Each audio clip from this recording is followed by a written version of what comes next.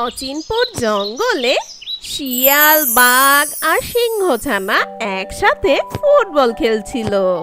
কিছুক্ষণ খেলার পর বাঘের ছানা বলে, বল্টু, সিংহ, আজ আমি গেলাম। আজকে আর আমি খেলবো না। আমার বাবা কুরবানির জন্য বড় একটা গরু কিনেছে। আমি এখন গরুটাকে ঘাস খাওয়াবো। আচ্ছা বল্টু, সিংহ, তোদের বাবা কি কোরবানির জন্য গরু কিনেছে? বাঘছানার এমন কথা শুনে শিয়ালের ছানা আর সিংহর ছানা মাথা নিচু করে থাকে। এটা দেখে বাঘছানা বলে, কিরে, তোরা মাথা নিচু করে আছিস কেন? ও আচ্ছা, মনে পড়েছে, তোরা তো আবার গরিব। তোমরা তো কোনোদিন কুরবানি দিতে পারো না।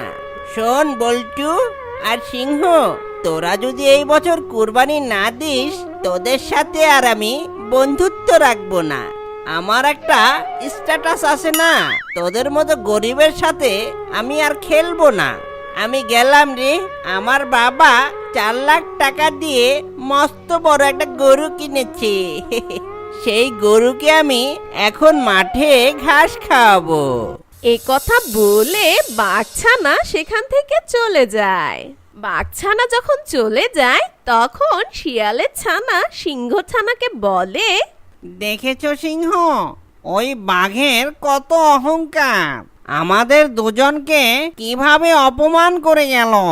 কি আর বলবো, বড়লোক বাঘের একমাত্র সন্তান।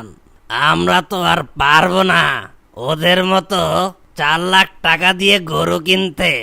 এগুলো ভেবে আর কাজ নেই। চল আমরা বাসায় যাই। যে গরম পড়ছে, হিট স্ট্রোকে মারাই যাব। চল বাড়ি যাই। এ কথা বলে সিংহ ছানা আর শিয়ালের ছানা বাড়ি চলে যায়। আর বাড়ি গিয়ে শিয়ালের ছানা তার বাবাকে বলে, বাবা, ও বাবা, কোরবানি তো চলে এসেছে। আমাদের এবছর কোরবানি দিবে না? বাবা বল্টু, দ্রব্যমূল্যের যে অবস্থা, এতে তো টিকে থাকাই দায়। আবার কোরবানি কোত্থেকে দেব বাবা? না না, আমি এত কিছু বুঝি না। আমাদের এবছর কোরবানি দিতেই হবে, বুঝতে পারছ? ছেলের এমন কথা শুনে শিয়াল অনেক চিন্তিত হয়ে বলে, আচ্ছা বাবা, তুই মন খারাপ করিস না। এবছর আমরা কোরবানি দেবই দেব। না দিতে পারলে ভালো হতো।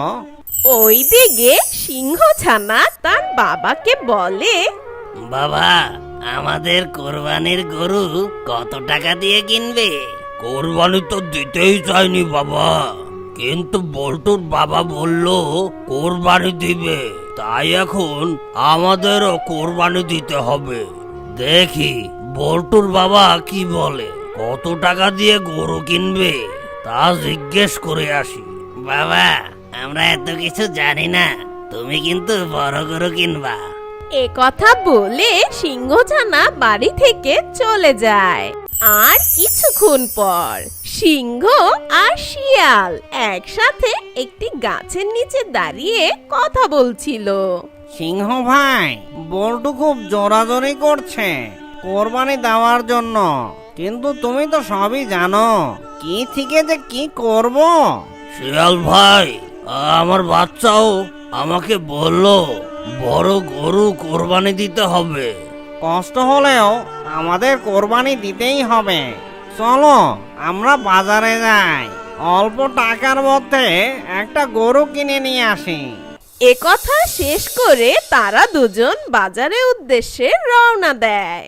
আর কিছুক্ষণ পর শিয়াল আর সিংহ একটি গরু কিনে নিয়ে আসে। আর গরুটা নিয়ে যখন জঙ্গল দিয়ে যাচ্ছিল, ঠিক তখন বাঘের সাথে দেখা হয়। ওদেরকে দেখে বাঘ বলে, কিরে সিংহ ভাই, শিয়াল ভাই, এই পিচ্চি মার্কা গরুটা কোথা থেকে নিয়ে আসলি? হা হা হা হা, এটা গরু নাকি ছাগল? বাঘের এমন কথা শুনে শিয়াল আর সিংহর মন খারাপ হয়ে যায়। বাঘ ভাই, আমাদের যা সামর্থ্য সে অনুযায়ী আমরা গরু কিনেছি। যে পিচ্চি গরু কিনেছো সেই গরুর মাংস তোমরা নিজেরা খাবা নাকি আত্মীয়দের দিবা নাকি গরিবদের দিবা? ভাই, আমরা আমাদের সামর্থ্য অনুযায়ী যা পেয়েছি আমরা তাতেই খুশি। আমরা নিয়ম অনুযায়ী সমান ভাগে ভাগ করব। নিশ্চয়ই আমাদের এই গরুর মাংসেই বরকত হবে। তোমাদের সাথে এত কথা বলার আমার টাইম নাই। শোনো, আমি সবাইকে আসতে বলেছি, সবাইকে বেশি বেশি মাংস দেব। এ কথা শেষ করে বাঘ ওখান থেকে চলে যায়। আর কিছুক্ষণ পর শিয়াল ছানা আর সিংহ ছানা তাদের গরুটা দেখতে চলে আসে। বাবা, ও বাবা, এত ছোট গরু কোত্থেকে আনলে? আমি আজকে আর বাসায় যাব না, তুমি তোমার এই ছোট গরু নিয়েই থাকো। এ কথা বলে সিংহ ছানা রাগ হয়ে চলে যায় আর তার পিছু পিছু শিয়াল ছানাও চলে যায়।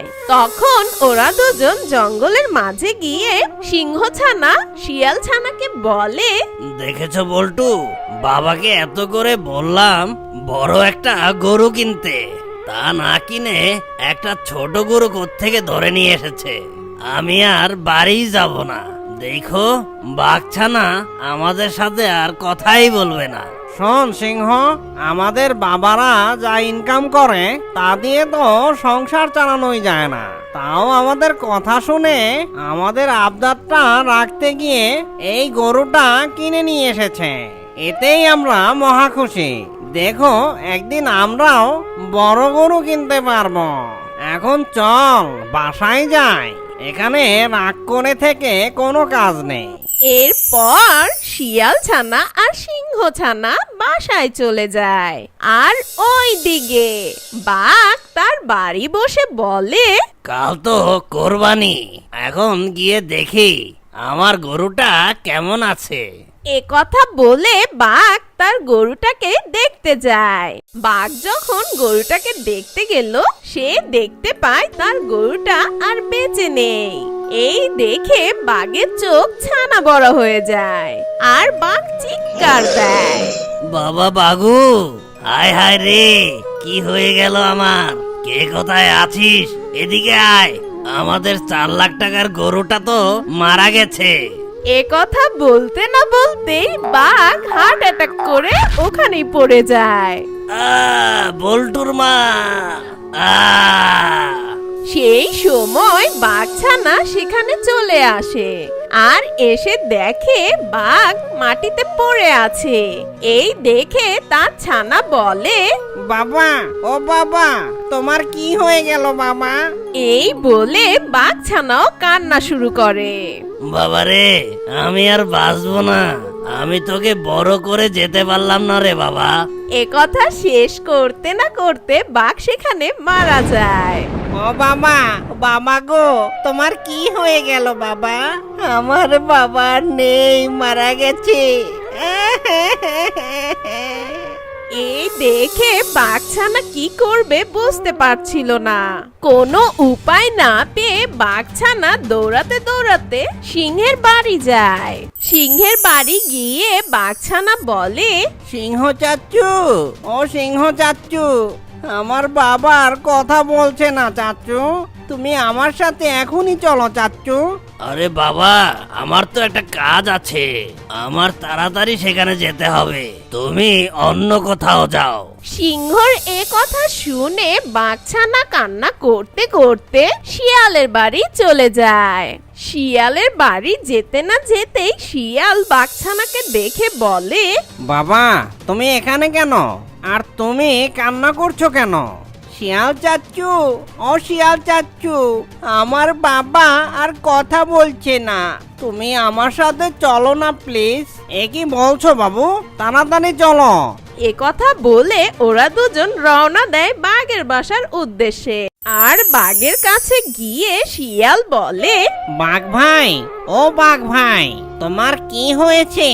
শিয়াল হাত দিতে না দিতে দেখে বাঘটি মারা গেছে আর তার নিথর দেহ পড়ে আছে। এই দেখে শিয়াল বাঘছানাকে বলে, বাবু, তোমার বাবা আর বেঁচে নেই, এ কথা শুনে বাঘছানা অনেক কান্না শুরু করে। হ্যাঁ, কি বলছো? আমার বাবা আর বেঁচে নেই? আমার বাবার কথা বলবে না? আমি কাকে বাবা বলে ডাকবো? বাবা, উঠো বাবা। বাবু, তুমি কান্না করো না। তোমার বাবা অহংকারী ছিল, তাই হয়তো সে তার শাস্তি পেয়েছে। তাই কখনো অহংকার করবে না। অহংকারকারীকে আল্লাহ তাআলা ভালোবাসেন না। অহংকার পতনের মূল। বুঝেছো বাবা? তুমি আর কান্না করো না। এখন থেকে আমি তোমার বাবা। বুঝতে পেরেছো?